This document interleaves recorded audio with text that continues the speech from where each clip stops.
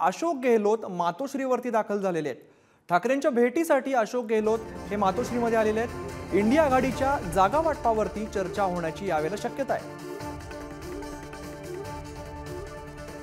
या संदर्भात अधिक माहिती देतात आमचे प्रतिनिधी चेतन सावंत। चेतन, अशोक गेहलोत मातोश्रीवरती दाखल झालेत, काय नेमकी चर्चा सुरू असेल? थोड्याच वेळापूर्वी राजस्थानचे माजी मुख्यमंत्री अशोक गेहलोत हे मातोश्रीवर दाखल झाले आहेत।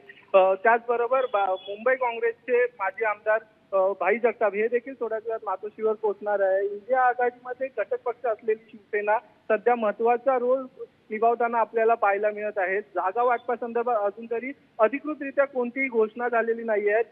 या जागा वाटपा संदर्भातच बैठकांचं सत्र हे वारंवार चालू आहे आणि त्यातूनच आजची बैठक ही महत्त्वपूर्ण असेल असं देखील म्हटलं जात आहे।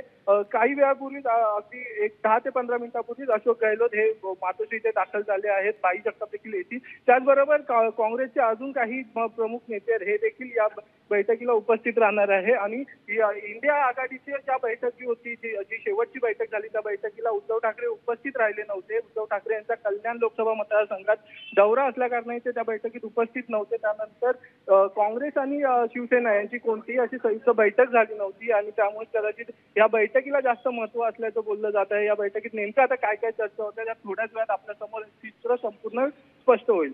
नक्की चेतन, धन्यवाद तुम्ही दिलेल्या सविस्तर माहितीसाठी।